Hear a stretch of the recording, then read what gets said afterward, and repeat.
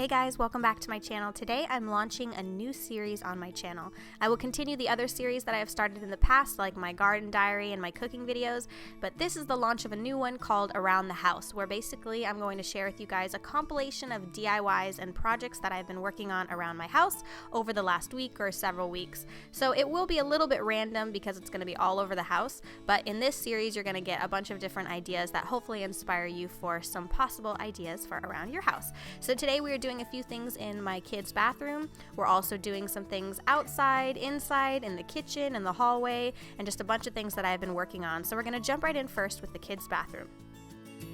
I've been really wanting to make a Dino toothbrush holder for my son Oliver, so I bought a few dinosaurs from Michael's and I'm readjusting this one to make it a toothbrush holder. Michael's carries a set of about 4 to 5 dinosaurs, so my son was very excited because he got to keep the dinosaurs that I wasn't using for the toothbrush holder.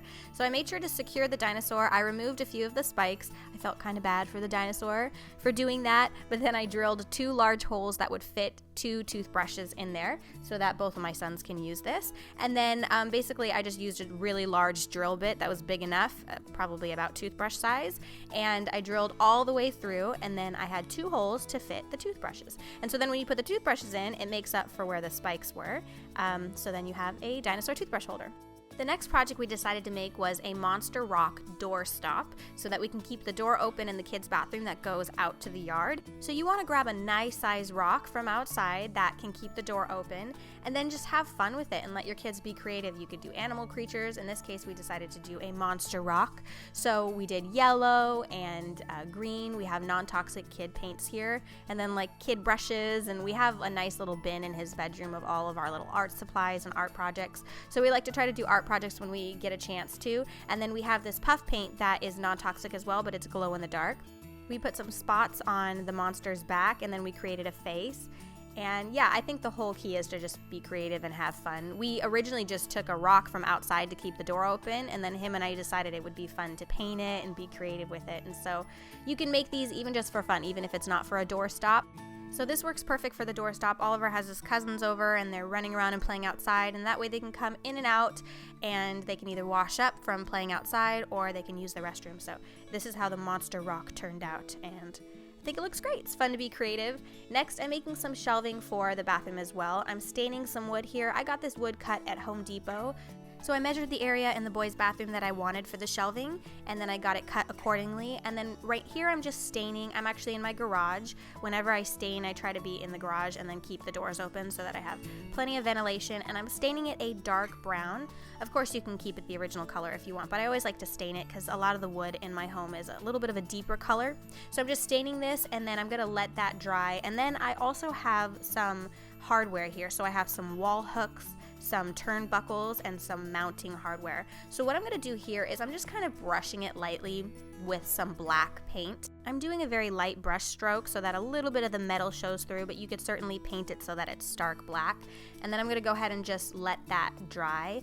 And then I'm going to create holes in the wood and basically start to mount with my hardware the shelving that I want in the bathroom.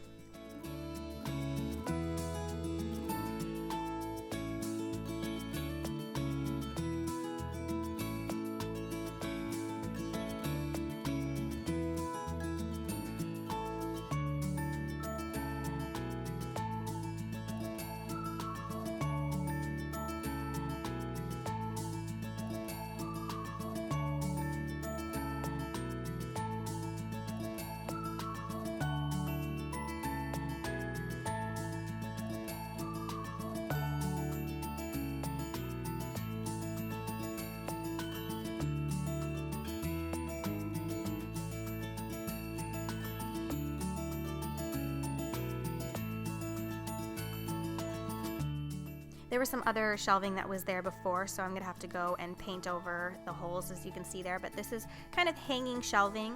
I do want to get some L brackets just to make it a little bit more stable, but for the meantime I'm just putting some really light things on the shelving, like a few towels and a little succulents and some tissue, and keeping it pretty simple. So far it stayed pretty steady, but I did go ahead and add some L brackets to just give it an even more secure finished product. You can also go back and kind of brush up on any shiny. There's a few black spots that I kind of wanted to go and finish up and fix on the hardware. But yeah, it finished up the bathroom really nice, and I definitely wanted shelving there because it felt a little empty in that space. So yeah, I went ahead and created that to finish up the boys' bathroom. Next, we are moving into a few different areas in the house. I have some wood crate boxes that were left here from the previous owners. They were hung on the wall a little differently. I basically kind of flipped it and re-hung it in the kitchen. And then I have some thin pieces of wood here that I just nailed into the box. I'm painting that with chalkboard paint, and I'm going to go ahead and let that dry. What I'm using this for is produce. I'm actually going to put my onions and potatoes inside of these. So as you can see, it kind of doubles here as a little stop so that the potatoes and onions don't completely fall out, since the opening is facing out instead of facing up.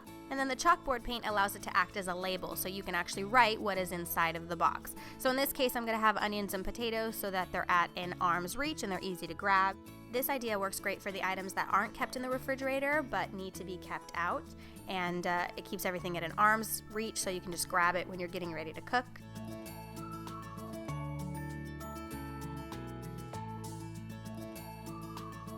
So moving into the hallway, I have pictures all over the house, but I want the hallway to be covered in frames and family pictures. So I have these wall hooks, and then I have loop screws. So I put the wall hooks into the wall first, and then I screw the loop screws into the top of the frame, and then I hang the frame that way. So all my frames are hung that way. You can buy frames in bulk on Amazon, so they come with the same finish but in a bunch of different shapes and sizes. But I have all sorts of different frames, and I'll kind of retouch on this later once I add all the pictures. We're going to do another family photo shoot, and I'm slowly adding pictures. I'll come back to the hallway in my next around the house video to kind of show you the finished product, but I want to show you how I hang those. Next, I wanted to make some arrangements for around the house. So I have these really beautiful galvanized planters. We actually sell these in the shop. I have the large, medium, and small sizes. I'm going to actually work with the large and small size to make some moss arrangements. So here I have some living moss, which is actually kind of challenging to find. I found it at my local nursery, and I've seen these moss arrangements before. They're really beautiful, but they're kind of hard to maintain in the sense that a lot of celebrities have them in their home, and of course they hire someone not only to make them, but to rotate them from the inside to outside, because moss really does like to live in ambient light outside. So what I did was I bought some moss for about $19.99. Arrangements cost significantly more to purchase, so I wanted to mess around with it. It comes in like little mounds, so I'm pulling them apart and I'm adding them slowly to create a really just beautiful arrangement. And I always go with my eye. Whenever I'm making an arrangement, I just kind of go with what looks pretty, and at first it kind of looks like a mess, but as you add it, you want the entire top to be green, and then it ends up looking like a really pretty simple arrangement that you want to keep outdoors most of the time, but you can bring it in for special occasions or when you have guests over. Finally, I want to add to my collection outside of hanging plants. I have hanging plants inside in my studio and in my bathroom, but I also have several hanging succulents plants outside because I love that they draw the hummingbirds. So I have this galvanized planter that is a hanging version of the galvanized planters. This one's also in my shop, and then I just bought some succulents from my local nursery. It's perfect for outside because it's pretty easy to maintain. It doesn't need to be watered too much. It also brings the hummingbirds out because it does flower a little bit, and the hummingbirds really like the flowers. So little by little I add to my home, and one thing that I've learned is that you don't create a home overnight. I feel like you create it in a lifetime, and also little by little DIYs and little projects that you add to your home that makes it feel like yours. One project at a time, one DIY at a time. It all happens a little bit over time, and so that's why I wanted to share this series with you. So keep your eyes out for the next episode of Around the House, where I finish off a few of these projects and also start new ones as well, along with my other series on this channel, and I will see you guys very soon with another video. Bye.